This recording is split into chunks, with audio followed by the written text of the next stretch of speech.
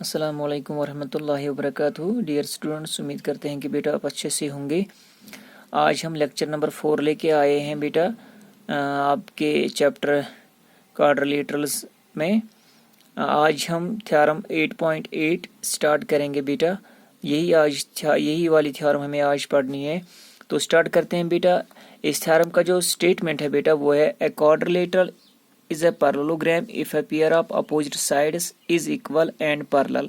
यानी हमें प्रूव करके देना है एक क्वाड्रिलेटरल पैरेललोग्राम है अगर इसके अपोजिट साइड्स एक तो इक्वल है और पैरेलल है। हमें प्रूव करके देना है कि ये पैरेललोग्राम है, यानी हमें एक क्वाड्रिलेटरल में अपोजिट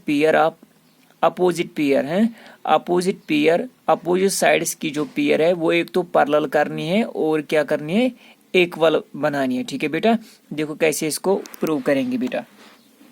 हमारे पास गिवन है, वहीं से हमें दिया गया है क्या, A B C D is a quadrilateral, और हमें दिया गया है A B is equal to C D, यानी इस वाले क्वाड्रिलेटरल में ए बी सी डी में ए बी किसके बराबर है, सी डी के बराबर, और ए बी पैरेलल है सी डी के पैरेलल। हमें प्रूव करके देना है कि ये जो क्वाड्रिलेटरल है जिसमें ए बी सी डी के बराबर है और ए बी सी डी के पैरेलल है, ये पैरेललोग्राम है। देखो कैसे इसको प्रूव करेंगे। To prove A B C D is a parallelogram, construction में हम ज्वाइन AC करेंगे, एक डायगोनल हम ज्वाइन करेंगे जिसका नाम है AC। ठीक है बेटा।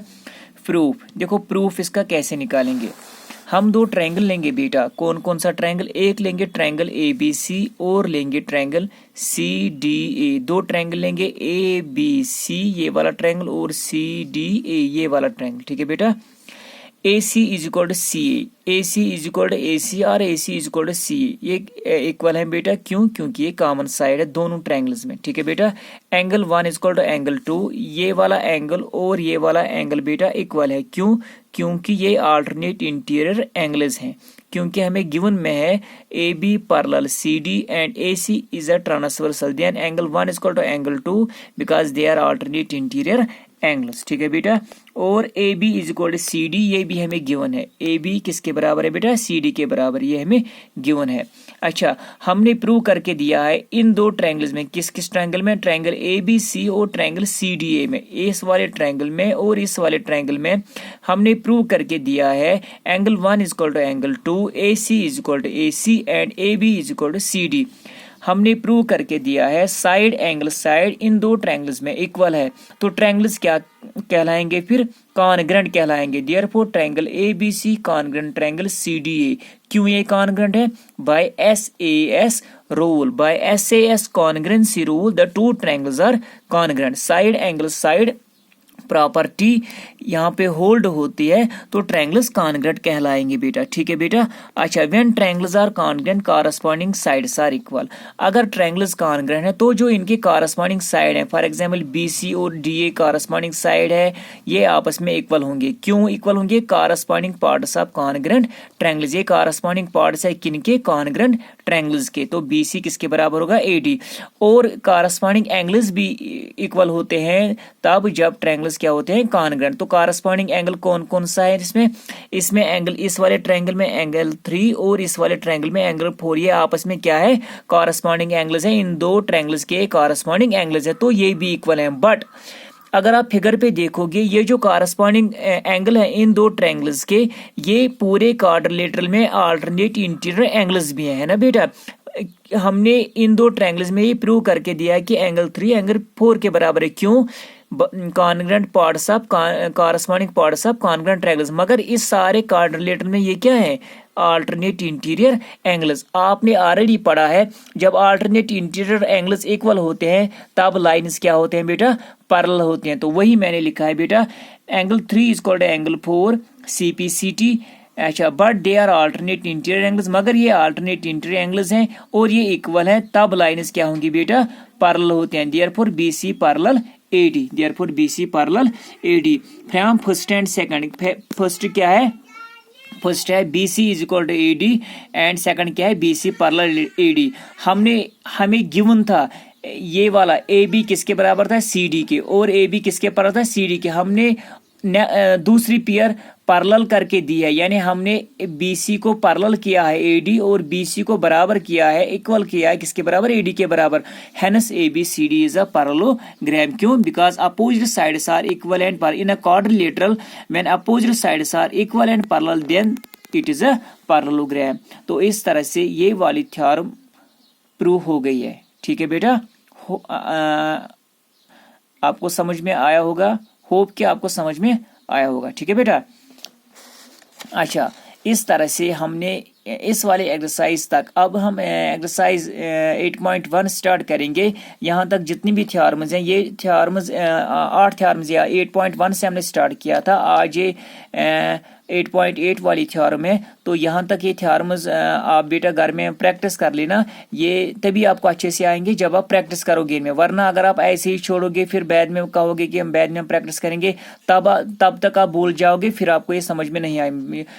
जब भी मैं वीडियो अपलोड करता हूँ आप इसको देख लेना, एक बार नोट कर लेना, ये थ्योरम लिख लेना आप अपनी नोटबुक पे और फिर रिवाइज करना, प्रैक्टिस कर लेना, फिर आप नहीं भूल जाओगे इंशाल्लाह। ठीक है बेटा। अच्छा, अब आते हैं नेक्स्ट क्वेश्चन पे। तो हम स्टार्ट करेंगे बेटा, आज हम एक्सरसाइज 8.1 का पहला क्वेश्चन क्या है इसमें बेटा, देखो देखते हैं क्वेश्चन नंबर 1 क्या पूछता है हमसे। क्वेश्चन नंबर 1 है, the angles of a quadrilateral are in the ratio 3:5:9:13, find all the angles of the quadrilateral. यानी क्वेश्चन पूछता है हमसे कि अगर एक क्वाड्रिलेटरल में एंगल्स रेशियो में है, किस रेशियो में है, 3:5:9:13। चूंकि क्वाड्रिलेटरल में 4 एंगल्स होते हैं, तो यहाँ पे 4 एंगलों का रेशियो दिया गया है। हमें कहा गया है कि वो एंगल्स कौन कौन से होंगे, यानी हमें उनका वैल्यू निकालना है। ये जो यहाँ पे दिया गया है बेटा, ये इनका वैल्यू नहीं है, बल्कि ये इनका रेशियो है। क्या है? रेशियो है। ठीक है बेटा। अब देखो कैसे हम ये 4 एंगल्स निकालेंगे। तो मैंने क्या लिखा है, let 3x 5x 9x and 13x be the 4 angles. ये x मैंने यहाँ पे इसलिए लिखा है क्योंकि जब भी हम कोई रेशियो लेते हैं और इसको बराबर मानते हैं तब इसको मल्टीप्लाई कर, wire x is any constant, यानी हमने किसी कांस्टेंट से इसको मल्टीप्लाई किया है। ठीक है बेटा। तो ये कहलाएगा 3x, ये कहलाएगा 5x, ये कहलाएगा 9x और ये कहलाएगा 13x। यानी 4 एंगल्स इस वाले क्वाड्रिलेटरल के जो हैं वो कौन कौन से हैं, 3x 5x 9x and 13x। ठीक है बेटा। अच्छा, वी नो दैट, हम जानते हैं बेटा 3x plus 5x plus 9x plus 13x is equal 360 degree. Already मैंने पहले ही वीडियो में ये अपलोड किया है कि angle sum property of a quadrilateral क्या होती है। जब 4 एंगलों का सम 360 डिग्री के बराबर होता है तब उस वाली प्रॉपर्टी को क्या बोलते हैं बेटा, एंगल सम प्रॉपर्टी। हमने वही प्रॉपर्टी यहाँ पे यूज की है। तो इन 4 एंगलों का सम किसके बराबर निकलेगा बेटा, 360 डिग्री के बराबर। इनका सम करो बेटा, 3x प्लस 5x हो गए, 8x प्लस 9x हो गए, 17x प्लस 13x कितना बनेगा बेटा, 30x। तो 30x इज इक्वल 360 डिग्री। ठीक है बेटा। अच्छा, x is equal 360 divide by 30, 0 0 cancel, 3 1 jar 3, 3 12 jar 36। तो हमें x का वैल्यू क्या निकला बेटा, 12 डिग्री। यानी जो कांस्टेंट हमने यहाँ पे मल्टीप्लाई किया था 3 में, 5 में, 9 में और 13 में, वो उसका वैल्यू क्या निकल आया, 12 डिग्री। अब देखेंगे हम एंगल्स का वैल्यू क्या होगा। पहला वाला एंगल क्या था, 3x, तो 3x किसके बराबर निकला, 12 के बराबर। तो 3 12 जार 36, तो पहला वाला एंगल 36 डिग्री है। दूसरा वाला है 5x, 5 12 जार 60 डिग्री, तो दूसरा वाला एंगल 60 डिग्री है। तीसरा वाला एंगल है 9x, वो हो गया 9 × 12, वो बनेगा 108, तो निकला तीसरा angle. And fourth angle 13x, तो x का वैल्यू यहाँ पे पुट करो, 13 × 12 इज इक्वल टू 156 डिग्री। इस तरह से ये जो 4 एंगल्स हमें निकालने थे वो क्या क्या हैं, 36 degree, 60 degree, 108 degree and 156 degree are the 4 angles of the quadrilateral. यही हमें निकालनी थी। ठीक है बेटा। अब आ जाओ नेक्स्ट क्वेश्चन पे। नेक्स्ट क्वेश्चन है हमारा क्वेश्चन नंबर 2 का स्टेटमेंट है, if the diagonals of a parallelogram are equal then show that it is a rectangle. यानी क्वेश्चन हमसे पूछता है, अगर एक पैरेललोग्राम में उसके डायगोनल्स इक्वल हैं, उसके डायगोनल्स इक्वल हैं, तब वो आम सा पैरेललोग्राम नहीं बल्कि एक रेक्टेंगल कहलाता है। क्या कहलाता है? रेक्टेंगल। क्योंकि हमने रेक्टेंगल के डेफिनेशन में भी पढ़ा है कि रेक्टेंगल वो वाला क्वाड्रिलेटरल है जिसमें डायगोनल्स इक्वल होते हैं, जिसमें डायगोनल्स इक्वल होते हैं। तो ये वाला पैरेललोग्राम ये जो है इसमें डायगोनल्स इक्वल है, हमें प्रूव करना है कि ये वाला पैरेललोग्राम क्या है? रेक्टेंगल है। देखो बेटा सोल्यूशन ऑलरेडी गिवन है, let A B C D is a parallelogram. मैंने ए बी सी डी एक यहाँ पे फिगर बनाई है, ये एक पैरेललोग्राम है इन विच जिसमें A C and B D और the diagonals of a parallelogram. ये A C and B D इसके डायगोनल्स हैं such that A C is equal to B D, और ये वहीं से गिवन दिया गया है कि ए सी किसके बराबर है? बी डी के बराबर। दो डायगोनल्स दिए गए हैं वो आपस में इक्वल हैं, एक पैरेललोग्राम है। हमें प्रूव करना है कि एक रेक्टेंगल है। देखो कैसे प्रूव करेंगे। हम दो ट्रायंगल लेंगे बेटा, यहाँ पे कौन कौन सा ट्रायंगल? एक लेंगे ट्रायंगल ए बी सी और लेंगे ट्रायंगल ए बी डी।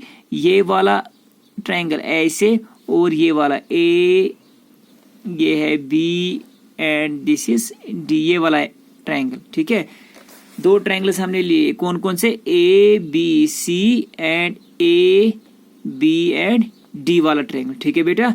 अच्छा अब देखो A B is equal to A B, ये कॉमन है, ये वाला ए बी दोनों ट्रायंगल्स में। इस वाले ट्रायंगल में ट्रायंगल ए बी सी में ए बी और ट्रायंगल ए बी डी में ए बी क्या है बेटा? कॉमन है। ठीक है, B C is equal to A D, ये वाला side B C is equal to A D. चूंकि ये पैरेललोग्राम है, पैरेललोग्राम में अपोजिट साइड्स क्या होते हैं? इक्वल होते हैं। B C is equal to A D and A C is equal to B D, यह गिवन है हमें, A C is equal to B D.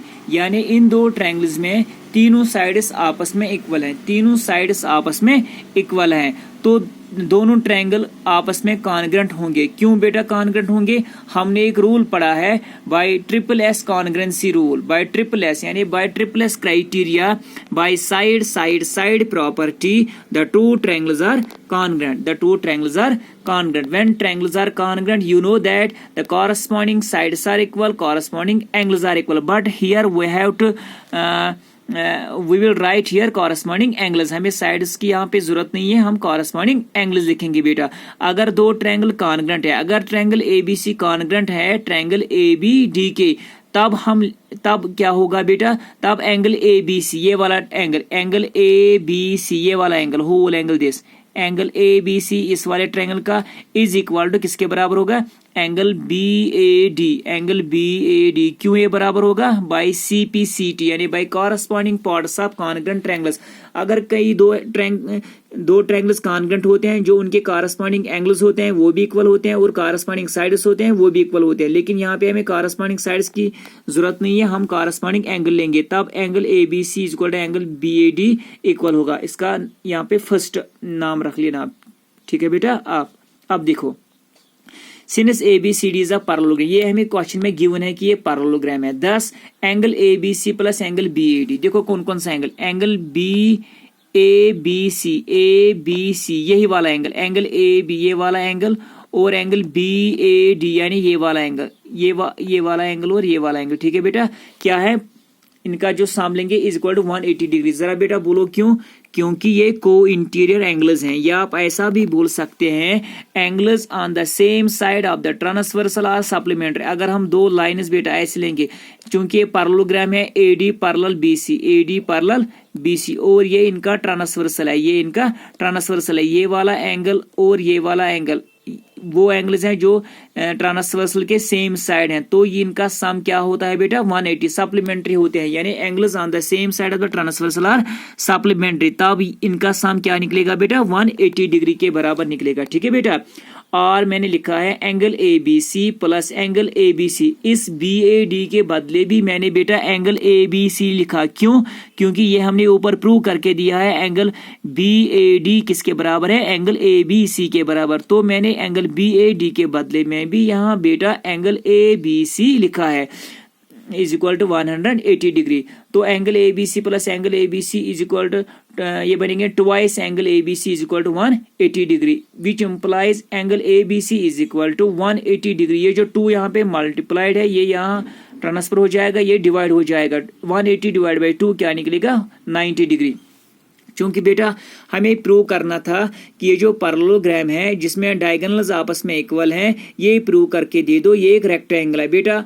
हम रेक्टेंगल की डेफिनेशन जब बोलते हैं, रेक्टेंगल वो वाला क्वाड्रिलेटरल होता है जिसमें एक तो डायगोनल्स इक्वल होते हैं, अपोजिट साइड्स इक्वल होते हैं और हर एक एंगल रेक्टेंगल का 90 डिग्री के बराबर होता है। तो हम एक तो ये प्रूव करके देंगे कि इनके साइड्स आपस में इक्वल हैं, इनके साइड्स आपस में इक्वल हैं, क्योंकि पैरेललोग्राम है तो आपस में अपोजिट साइड्स इक्वल होंगे ही, ठीक है। एंड उसके बाद और क्या हमें प्रूव करना था कि हर एक एंगल 90 डिग्री है। दैट इज वाई हमने ये जो एंगल यहाँ पे लिए हैं इनको प्रूव किया है कि ये 90 डिग्री के बराबर है। क्यों हमने प्रूव किया है ऐसा? Because each angle of a rectangle is 90 degree. तो यहाँ पे angle A B C is equal to 90 degree, मगर एंगल ए बी सी खुद किसके बराबर है? एंगल बी ए डी के बराबर। यहाँ पे फर्स्ट में आप देख सकते हैं ये एंगल बी ए डी के बराबर है, वो भी क्या होगा बेटा फिर 90 डिग्री। सिमिलरली ये एंगल सी भी 90 डिग्री होगा इसी तरह से, और ये एंगल डी भी इसी तरह से 90 डिग्री होगा, ठीक है बेटा। This shows that ABCD is a parallelogram and one of the angles is 90 degree, hence ABCD is a rectangle. अच्छा, अब ये हमने प्रूव करके दिया है कि ये जो पैरेललोग्राम ABCD है इसमें AB is equal to CD, क्योंकि पैरेललोग्राम में ABC is equal to AD। ये रेक्टेंगल में भी होता है और पैरेललोग्राम भी होता है, लेकिन रेक्टेंगल में हर एक एंगल 90 डिग्री होता है मगर पैरेललोग्राम में जरूरी नहीं है। अच्छा, तो ये यहाँ पे हमने प्रूव करके दिया है कि हर एक एंगल इसका 90 डिग्री के बराबर है। तब ये आम सा पैरेललोग्राम नहीं है, बल्कि ये वो वाला पैरेललोग्राम है जिसको हम रेक्टेंगल भी बोल सकते हैं। समझ में आए बेटा? होप कि ये क्वेश्चंस जो हमने ये 2 क्वेश्चंस किए हैं इस वाले एक्सरसाइज के, ये आपको अंडरस्टैंड हुए होंगे, ठीक है बेटा। Thank you very much.